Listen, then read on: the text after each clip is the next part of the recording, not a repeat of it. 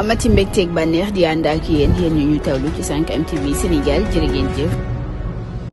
jërë ngeen jëf ci teewlu bi mbokku internet yu 5M TV Sénégal xibaar yi dañuy àddu ci wàllu yoon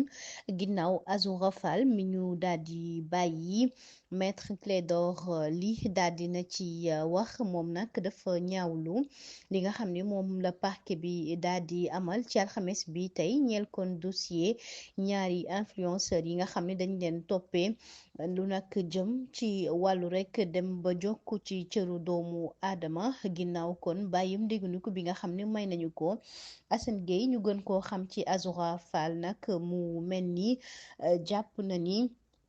lu jëm nag ci procureur de la république ak kii nag nga xam ni moom la nekkaloon di El Hadji Ousseynou Kairé moom mu des fa loolee waruta am benn yoon ndax nag jëm ci procès ba ñuy xaar ni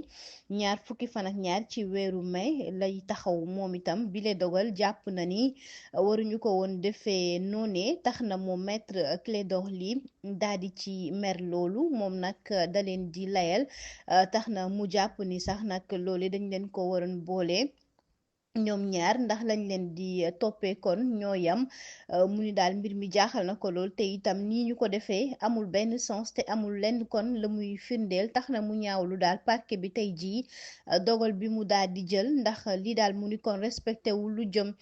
ci wàllu àq ak yelleefu doomu aadama rawatina lu soxol jëm nag ci wàllu transparence ak la ñu koy bëggee ak nañu koy jugé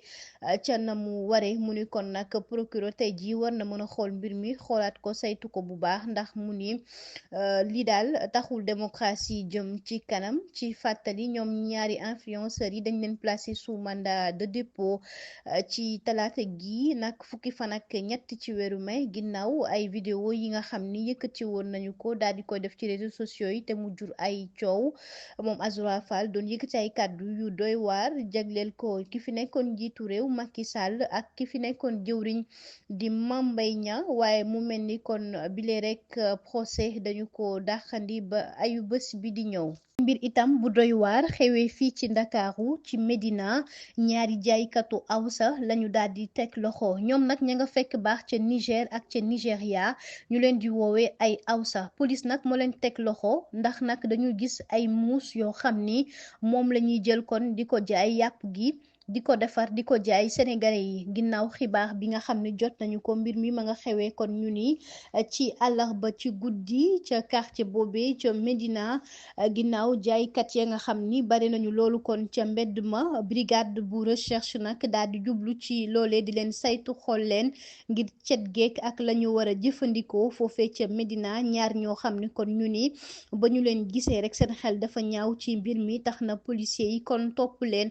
ca noonee lañu gis ni ay saak nag lañu daal di yore maanaam saaku yoo xam ni yàpp kon moo ci nekk te yàpp woowee kon nag ñu ni ay li nga xam ni moom mooy muus la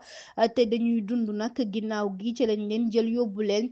ca poste ba ngir saytu xool leen xool itam rek fan lañu bokk ak itamit seen identité ca noonee ñu ni kon ñoom ay rek jaaykatu dibi awsa lañu nag daal di nañuy wax ni kon dañuy jël lii di muus yi di leen defar nag ba mu baax def ci lii di kankan ngir rek mën koo jaay nag ñi ñëw di jënd si saa su nekk mu nekk lu doy waar loo xam ni fësal nañ ko tey jilee yow mi nga xam ne da nga néew kàttan sa awra di nooy di dellu garab borom njurul bi ngay jël moom du ko calmer da koy faj ba mu jeex takk-takk ci yow nit mosu ko jënd te gis ci résultat borom njurul 15 maladies lay faj fukki jàngoro ak juróom dana faj ndoxam siti hémorroïde ballonnement diabète tension prostate infection bëdi lëndëm biir buy metti ndigg luy metti tànk yu metti estomac bi nu mu mën a mel ci yow da koy dindi ak insomnie ak sinusite yow yëpp da koy dindi insomnie ak sinusite moom nu mu mën a mel ci yow bul ko opéré garab bi da koy dindi yow mi nga xam ne da nga bëgg ñu seetal la defal la ñaan mën nga woowati ci numéro Dakar bi di nga ma jot incha allahu rabbi den la defal seet incha allah lépp lu nekk ci yow den la ko wax jërë ngeen jëf